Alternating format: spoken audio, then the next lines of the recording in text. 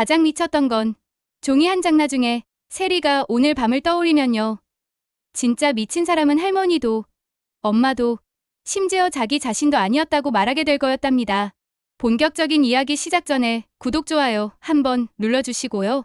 이 사람 인생을 마음대로 뒤틀 수 있다고 믿어버린 어른들의 세계였거든요.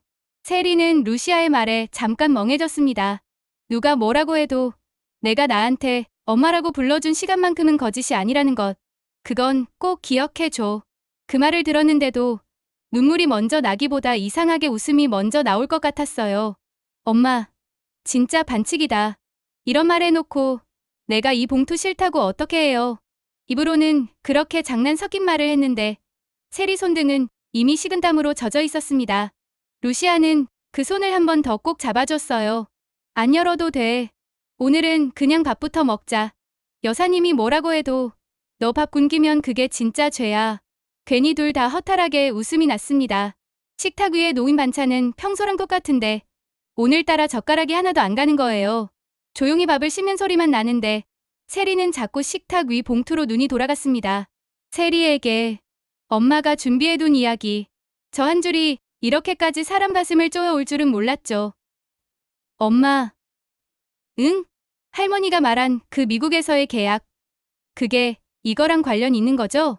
루시아는 젓가락을 내려놓고 세리를 바라봤습니다. 피곤해서 그런지 아니면 겁이 나서 그런지 평소보다 훨씬 나이가 들어 보이는 얼굴이었어요. 관련 있지. 근데 여사님이 얘기하는 식으로만 들으면 내가 그냥 돈 받고 애 하나 맡은 사람처럼 들릴 거야. 그게 제일 억울해. 세리는 원래 같았으면 바로 난 엄마 편이야 하고 말해줬을 텐데요. 오늘은 그 말이 쉽게 나오지 않았습니다. 엄마를 의심해서가 아니라 이제는 뭐든지 자기 눈으로 확인하고 싶어진 거예요. 엄마, 나 이거 오늘은 안 열 거예요. 루시아 얼굴에 잠깐 당황함이 스쳤습니다. 무섭구나. 무서운 것도 있는데요. 나 그냥 오늘은 그냥 엄마랑 밥 먹고 잔 날로 기억하고 싶어요. 이것까지 열어버리면 오늘이 너무 확 바뀔 것 같아서. 그 말에 루시아 눈이 붉게 다시 차올랐습니다. 그래, 내가 그렇게 말해주니까 나도 살겠다. 그날 밤 봉투는 결국 열리지 않았습니다. 그러나 그게 이 집에서 그 계약서를 두고 평온하게 보내는 마지막 밤이었어요. 루시아는 세리가 방에 들어가 문을 닫자마자 거실에서 힘이 풀린 사람처럼 바닥에 털썩 주저앉았습니다. 손에는 아까까지 세리 앞에서 태연한 척 쥐고 있던 그 봉투가 그대로 들려 있었어요. 민세리 양, 후견 및 상속 관련 특별 계약서. 입으로 중얼거려 보니 문장 하나가 이렇게까지 비열할 수 있다는 생각이 들었습니다. 눈을 감으니까 20살도 안 된 미국의 루시아가 떠올랐어요. 그때 루시아는요, 뉴욕 어느 허름한 반지하에서 살고 있었거든요. 한국에서 도망치듯 건너가서 하루에 2-3가지 아르바이트를 하면서 돈 조금만 모이면 다시 학교를 가겠다고 버티던 시절이었어요. 그런 루시아 앞에 정장 차림의 중년 남자 둘이 찾아왔죠. 한 사람은 법률사무소 명함을 내밀었던 제2 변호사였고 다른 한 사람은 나중에야 민간그룹 회장이라는 걸 알게 된 민두식이었습니다. 어린데도 눈빛이 살아있네. 마음에 들어. 민두식이 처음 보낸 말이 그거였어요. 그 말이 칭찬처럼 들려서 그날의 루시아는 스스로를 조금 자랑스러워하기까지 했습니다. 지금 생각하면 참 기가 막힌 일인데요. 아이 하나를 맡길 겁니다. 베이비시터 같은 거면 제가 지금도 단순 베이비시터가 아니고 여자로서 엄마 역할을 대신하는 거죠. 제2 변호사가 계약서를 내밀었던 장면이 떠올랐습니다. 영어로 빼곡하게 적힌 조항들, 그리고 군데군데 박힌 한국어 이름들, 민간그룹, 상속, 후견인, 서류상 모무, 아이, 당신 이름으로 올려. 서류상 엄마가 되는 거야. 대신 우리 집 규칙 어기지 마. 감정 섞지 말고. 알겠지?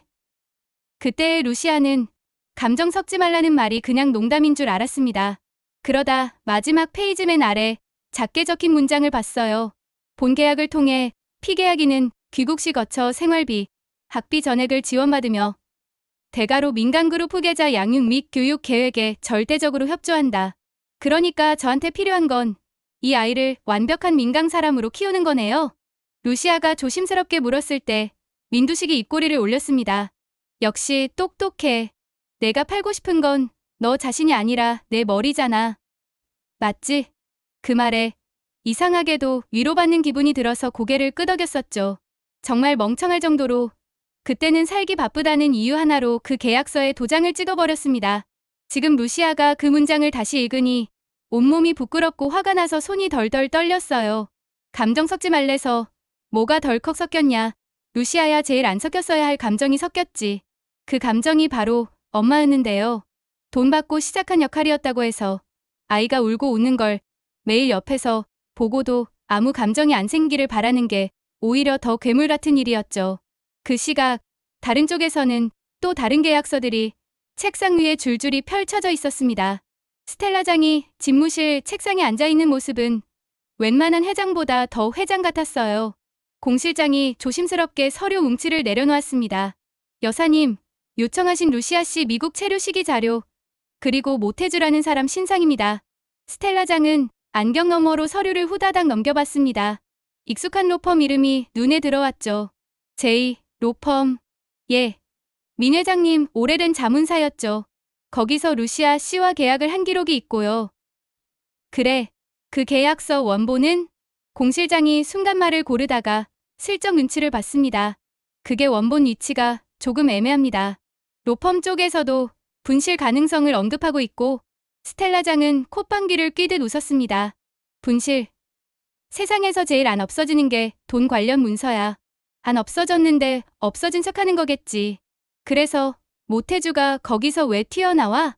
공 실장은 다른 파일을 꺼냈습니다. 거기에는 20년 전 산부인과 CCTV 복구, 기록, 간호사 출퇴근 목록, 그리고 그 사이사이에 끼어있는 이름 하나. 모태주 병원 행정 보조 야간 기록 담당. 바꿔치기 추정 시간대에 이 사람이 해당 층 출입 기록에 계속 찍혀 있습니다. 스텔라장 눈빛이 예리해졌습니다. 20년 동안 아무 말도 안 했던 사람이 하필 우리 세리가 알바 나간 카페 점장으로 나타났다. 그 정도면 이건 우연 아니고 기획이지. 공 실장은 조심스럽게 말을 보탰습니다. 그래서 여쭤보는 건데요, 여사님. 이 사람 어떻게 처리하시겠습니까? 처리? 왜? 유일한 목격자라며. 스텔라장은 의자를 뒤로 살짝 기울이며 웃었습니다. 이런 사람은 없애는 것보다 옆에 두고 쓰는 게 더 싸. 대신 누가 진짜 보스인지 확실히 기억나게는 해줘야지. 그 말에 공 실장의 등골이 서늘해졌습니다. 여사님이 말하는 기억나게 해주는 방식이 대체로 온화한 적은 없었거든요. 그 밤 카페 불이 모두 꺼지고 난 뒤 모태주는 홀로 사무실에 앉아 휴대폰을 들여다보고 있었어요. 조금 전 도착한 메시지가 화면에 떠 있었습니다. 민두식 쪽에서도 움직입니다. 아마 유 원장 추가 분량을 정리하는 것 같습니다. 보낸 사람 제이 변호사. 유 원장을 이제야 손댄다고? 회장님 참 끝까지 사람 가지고 노네. 모태주는 피곤한 눈으로 웃었습니다. 그 웃음에는 기막힌 반, 체념 반, 그리고 조금의 기대가 섞여 있었어요. 그래도 다행이네. 아직은 세리 목이 살아있다는 얘기니까. 그가 떠올린 건 민두식이 자신에게 마지막으로 했던 말이었습니다. 태주야, 사람 심리라 말이지 공짜로 받은 건 쉽게 버려. 근데 자기 발로 얻어낸 건 절대 못 놔. 나는 우리 핏줄이 결국 사람 부실을 할 수 있는지 보고 싶은 거야. 공주 자리를 스스로 내려올 수 있는지, 알바 앞치마를 스스로 두를 수 있는지. 그때는 이해 못했던 말들이 오늘 세리가 알바생을 선택하는 장면을 보면서 기괴할 정도로 또렷하게 이해됐습니다. 회장님, 진짜로 미친 사람이었구나. 근데 제일 무서운 건 그 미친 계획이 지금도 정확히 돌아가고 있다는 거죠. 모태주는 서랍을 열어 비밀번호가 걸린 작은 금고를 꺼냈습니다. 금고를 열자 안에서 노란색 두꺼운 봉투가 나왔어요. 겉면에는 영어와 한국어가 섞여 있었고 마지막 줄에 이렇게 적혀 있었죠. 민세리 양, 성년 도달 시점 이후 단독 상속권 관련 기부 신탁 및 계좌 명세. 모태주는 봉투를 쓰다듬듯이 만지면서 혼잣말을 했습니다. 세리야, 내가 이걸 제 발로 찾아오면 좋겠는데 문제는 그 전에 여사님 손이 먼저 닿을 수도 있다는 거지. 그렇다고 해서 그냥 가만히 있을 생각은 아니었어요. 모태주는 새 메시지 창을 열고 누군가에게 짧게 보냈습니다.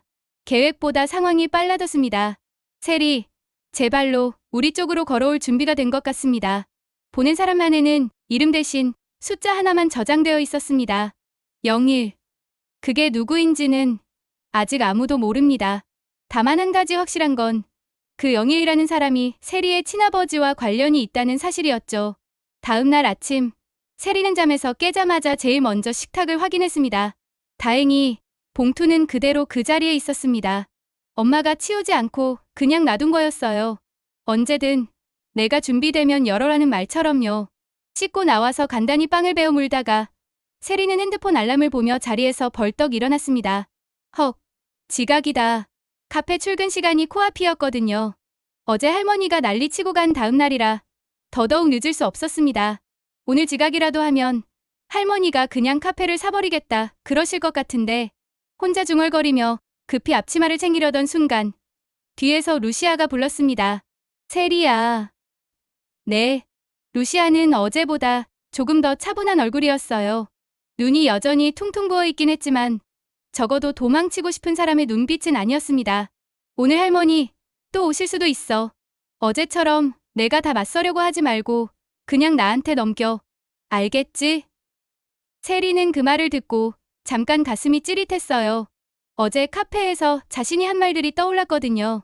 공주 말고 알바생 세리로 살겠다. 저 버리겠다고 쉽게 말하지는 마세요. 그 말들을 엄마도 다 들었을 텐데 루시아는 그걸 가지고 세리에게 책임을 묻지 않았습니다. 그냥 힘들었지? 한마디만 했을 뿐이었죠. 엄마, 나 어제보다 오늘이 더 무서워요. 이상하죠? 당연하지. 어제는 화가 더 컸으니까.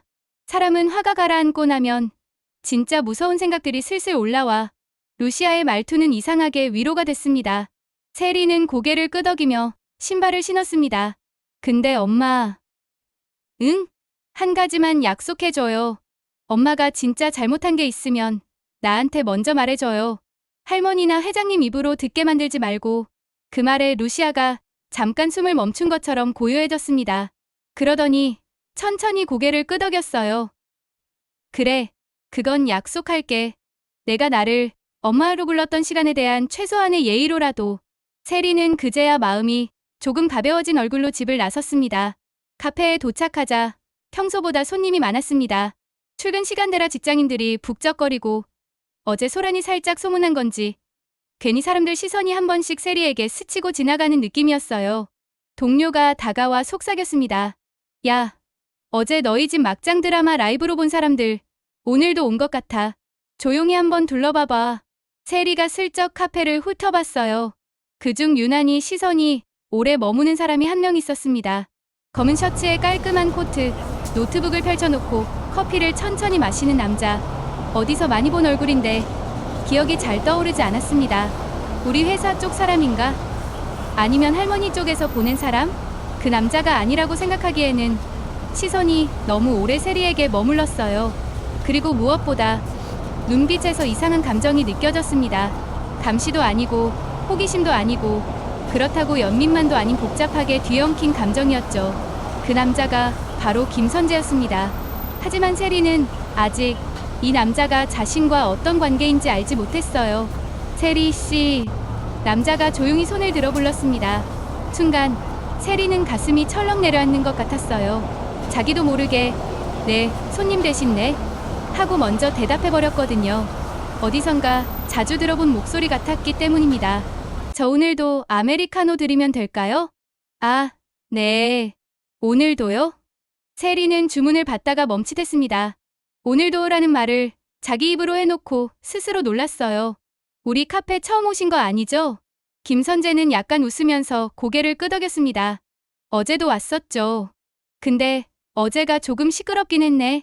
그 말에 세리 얼굴이 확 빨개졌습니다. 죄송해요. 손님 앞에서 그런 소란을. 왜 내가 사과를 해? 그냥 가족끼리 싸운 거잖아. 그걸 구경한 쪽이 더 미안해야지. 그 말투가 이상하게 익숙했습니다. 세리는 이상한 기시감 때문에 잠깐 남자를 바라보다가 황급히 시선을 돌렸어요. 뭐야? 나 왜 이 사람을 본 적 있는 것 같지? 커피를 내리고 돌아서는데 김선재가 무심한 듯 한마디를 덧붙였습니다. 근데 아까 그 말 나도 좀 인상 깊더라. 공주 말고 알바생으로 살겠단 말. 세리는 깜짝 놀라 뒤를 돌아봤습니다. 그걸 들으셨어요? 카페 한가운데서 말했는데 안 들리는 게 더 이상하지 않나? 김선재는 살짝 웃으면서도 눈빛은 진지했습니다. 쉬운 선택 아니었을 텐데 그래도 잘했다. 누군가 대신 깔아준 길만 걷다 보면 나중에 진짜 내 발로 서고 싶을 때 다리가 풀리거든. 마치 오래 알고 지낸 사람처럼 너무 정확히 세리 마음을 건드리는 말이었어요. 세리는 순간 그게 싫지 않았습니다. 손님은 그런 길을 많이 걸어보신 것처럼 말씀하시네요. 나? 나는 누가 깔아준 길을 못 걸어봐서 내가 부럽긴 한데. 김선재는 농담처럼 웃었지만 그 말 안에는 묘한 쓴맛이 섞여 있었어요. 세리는 이유를 모르면서도 그 쓴맛이 왜인지 마음에 걸렸습니다. 이 사람 그냥 손님은 아니네. 알바 시간이 계속 흘러갔지만 둘 사이에 전해진 그 기묘한 공기는 쉽게 사라지지 않았습니다. 한편 스텔라장은 오전 내내 전화기를 붙들고 있었어요. 그래, 제이 변호사님, 오랜만이에요. 우리 회장님 유언장 추가 건이라면서요? 아니요. 저는 그냥 우리 손녀한테 쓸데없는 기대만 안 하게 해달라는 거예요. 전화 저편에서 무슨 말을 하는지 듣고 있던 스텔라장 얼굴이 점점 굳어졌습니다. 뭐라고요? 세리 이름으로 된 기부신탁을 아직도 그대로 두셨다고요? 회장님, 그분은 벌써 20년 전에 돌아가셔. 스텔라장은 그 순간 말을 멈췄습니다. 자기 입으로 돌아가셨다고 단정 지르기가 이상하게 불편했거든요. 민두식은 법적으로는 이미 정리된 사람일지 몰라도 스텔라장 입장에서는 여전히 목귀를 움켜쥐고 있는 솜 같은 존재였어요. 아무튼 그 기부신탁 같은 거 정리할 수 있는 방법이 없다는 말씀이에요. 제이 변호사의 대답은 간단했습니다. 세양본인이 포기 의사를 밝히지 않는 이상 제3자가 손댈 수 없습니다. 심지어 친족이라 하더라도요. 스텔라장은 서서히 한쪽 입꼬리를 말아 올렸습니다. 그래요? 그럼 간단하네. 간단하다는 말에 공 실장의 등 뒤에 또다시 소름이 돋았습니다. 여사님이 간단하다고 할 때마다 문제는 항상 더 복잡해졌거든요. 세리 본인이 포기하면 된다는 거잖아. 그럼 포기하게 만들면 되지. 스텔라장의 눈에는 묘한 광기가 어른거렸습니다. 누군가가 이 장면을 봤다면 욕이 절로 나왔을 거예요. 아니, 손녀 가진 할머니가 어떻게 저런 얼굴을 하지? 싶을 정도로요. 공 실장. 예, 여사님. 오늘 중으로 루시아 씨 불러. 집이든 호텔이든 상관없고. 그리고 모태주라는 사람 은근슬쩍 한번 불러봐. 부탁하는 척 겁 한 번만 제대로 줘보라고. 공 실장은 조심스럽게 물었습니다. 겁 정도입니까? 아니면? 스텔라장은 잠시 생각을 하더니 손가락으로 책상을 천천히 두드렸습니다. 사람이 제일 겁나는 순간이 언제인지 알아? 죽을 때가 아니야. 자기한테만 숨겨져 있던 진실을 다 남이 알고 있을 때야. 그 말에 공 실장은 고개를 끄덕였습니다. 예, 여사님. 그렇게 지내야겠습니다. 그날 오후 카페 뒷문으로 배달 상자를 들여놓고 돌아서던 모태주는 갑자기 눈앞을 가로막는 그림자를 보고 멈춰섰습니다. 검은 양복을 입은 남자 2명이 서 있었어요. 모태주 점장님 맞으시죠? 목소리는 공손했지만 눈빛은 전혀 공손하지 않았습니다. 모태주는 대충 감이 왔어요. 아, 여사님이 움직였구나. 네, 맞는데요. 손님이면 앞문으로 돌아가시고 다른 흉시면 명함부터 주시고요. 남자 하나가 웃으면서 명함을 내밀었습니다. 민강본사 비서실이라고 적힌 게 눈에 들어왔어요. 저희 여사님께서 차 한잔 하자고 하셔서요. 안 나오시면 저희가 여기를 계속 드나들어야 할 것 같아서. 그 말에는 겁을 주려는 의도가 너무 티나게 묻어 있었어요. 모태주는 속으로는 웃음이 났지만 겉으로는 최대한 태연하게 고개를 끄덕였습니다. 알겠네요. 그럼 저도 하나만 전해주세요. 무슨 말씀이신지요? 여사님께 제가 그날 밤에 본 건 아직 입 밖으로 안 꺼냈다는 것. 대신 언제든 꺼낼 준비는 돼 있다는 것. 남자들의 눈빛이 순간 날카로워졌습니다. 그날 밤이라니요? 묻는 사람은 항상 알고 있는 사람이고 모르는 사람은 입 다물어요. 이 정도면 여사님이 이해하시겠죠. 모태주는 일부러 애매하게 웃었습니다. 그리고 남자들이 가져온 차키를 받지 않고 말했어요. 근데 지금은 카페 영업 중이라 제가 자리를 비우기 어렵거든요. 오늘은 왔었다는 사실만 잘 전해주세요. 여사님은 제가 바로 뛰어나갈 사람인지 아니까. 그 말의 숨은 뜻은 간단했어요. 나 쉽게 안 넘어간다. 남자 둘은 서로 눈을 마주치더니 아무 말도 못하고 그냥 자리를 떴습니다. 그들이 떠난 뒤 모태주는 휴대폰을 꺼내 짧게 메시지를 남겼습니다. 여사님 쪽에서 접촉 시작. 예상보다 빠름. 보낸 사람 1점. 한편 카페 안에서는 또 다른 종류의 폭풍이 다가오고 있었습니다. 김선재가 자리를 정리하고 나가려던 순간 그의 휴대폰이 진동했습니다. 스텔라장 여사님 어디야? 오늘 저녁 시간 좀 내. 김선재는 잠시 화면을 바라보다가 짧게 답장을 보냈습니다. 김선재 미팅 있었습니다. 끝나는 대로 들르겠습니다. 그의 시선이 무의식적으로 카운터 쪽을 향했습니다. 세리가 바쁘게 움직이는 모습이 눈에 들어왔어요. 세리야, 내가 지금 어떤 판 위에 올라와 있는지 조금만 더 크면 알게 되겠지. 김선재는 마음속으로 그렇게 중얼거렸습니다. 어느새 그는 자기 복수와 욕망만을 줬던 사람이 아니라 세리의 인생이 어디로 휘어질지에 목을 매달고 있는 사람으로 변해가고 있었어요. 집으로 돌아온 세리는 생각보다 더 지친 얼굴이었습니다. 오늘 하루 동안 아무 일도 일어나지 않은 것 같은데 머릿속은 온갖 일로 꽉 차 있었거든요. 현관을 열자마자 소파에 앉아있는 루시아가 보였습니다. 손에는 익숙한 커피컵이 들려 있었어요. 그거 우리 카페 거잖아. 응. 오늘은 내가 일하는 대로 가면 안 될 것 같아서 그냥 시켜 먹었어. 루시아의 말이 이상하게 마음에 박혔습니다. 내가 가면 안 될 것 같다는 말이 마치 자기 자신이 문제라는 걸 너무 잘 알고 있다는 사람의 말처럼 들렸어요. 엄마, 오늘은 할머니한테 전화 안 왔어요? 왔지. 3번. 뭘 하셔요? 루시아는 잠시 말을 고르다가 웃음 섞인 한숨을 내쉬었습니다. 우리 집에서 나가라고.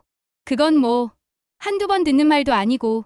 세리는 그 말을 듣고 순간 화가 치밀어 올랐습니다. 진짜 엄마가 뭘 그렇게 잘못했다고 자꾸 내쫓는 거야? 루시아는 세리를 바라봤습니다. 잘못한 게 없진 않지. 다만 그 잘못이 여사님이 말하는 종류의 잘못이 아니라는 게 문제야. 그게 무슨 뜻이에요? 여사님은 내가 계약서 한 장에 도장 찍고 너를 데려온 것만 가지고 욕을 해. 근데 진짜 잘못은 계약서에 없는 걸 내 마음대로 시작해버린 거야. 세리는 가슴이 철렁 내려앉는 기분이 들었습니다. 계약서에 없는 거요? 그래. 계약서에는 엄마라는 단어가 없어. 후견인, 양육 담당자, 교육 책임자 그런 말만 있지. 근데 나는 내가 울면 안아주고 내가 아프면 밤새 옆에서 지키고 내가 처음으로 엄마라고 부를 때 울었거든. 그건 계약 위반이야. 루시아의 목소리가 떨렸습니다. 민간그룹 입장에서 보면 그게 제일 큰 문제야. 돈 받고 애를 맡았으면 애를 사랑하면 안 되는 거였어. 그 말을 들은 순간 세리는 봉투에 대한 공포보다 그 계약을 만든 어른들에 대한 분노가 먼저 치밀어 올랐습니다. 그게 뭔 말이에요? 대체 사람을 사람으로 키우면서 사랑하지 말라는 게 말이 돼요? 그러니까 안 되지. 그래서 지금 이 사단이 난 거야. 그 말에 세리는 도저히 가만히 앉아있을 수 없었습니다. 엄마, 그 계약서 나한테도 보여줘요. 루시아는 세리 얼굴을 한참 바라봤습니다. 어제까지만 해도 나중에라고 미루려 했던 그 봉투를 이제는 더 이상 숨길 수 없다는 걸 직감했어요. 지금 보면 많이 힘들 거야. 이미 힘들어요. 모르는 상태로 끌려다니는 게 더 힘들어요. 그 솔직한 말에 루시아는 결국 자리에서 일어났습니다.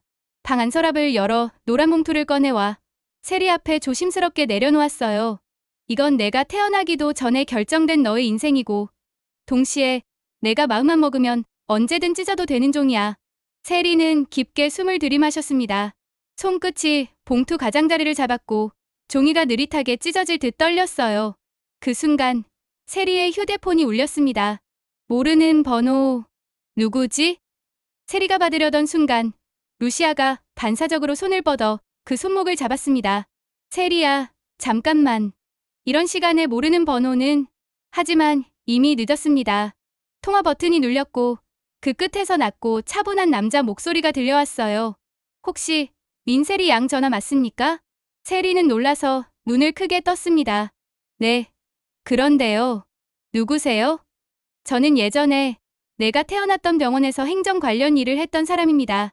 이름은 모태주라고 합니다.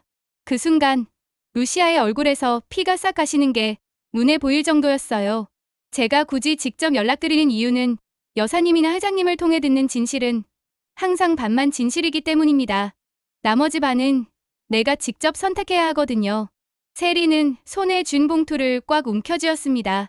계약서가 구겨지면서 종이 안에서 사각 소리가 났어요. 왜 하필 지금이세요? 모태주의 대답은 간단했습니다. 오늘 내가 공주 말고 알바생을 선택했다는 얘기를 들었거든요. 그 선택을 한 사람만 진짜 이야기를 들을 자격이 있다고 회장님이 그러셨습니다.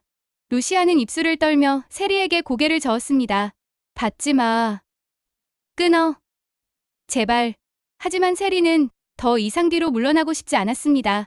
저 만나보고 싶어요. 그 한마디로 판은 완전히 다른 방향으로 미끄러지기 시작했습니다. 좋아요. 그럼 내일 오후 내가 일하는 카페 말고 조금 덜 시끄러운 데서 보자. 장소는 곧 문자로 보내줄게. 전화를 끊고 나니 거실 안공기가 얼어붙은 것 같았습니다. 루시아는 거의 울먹이듯 세리를 바라보고 있었어요.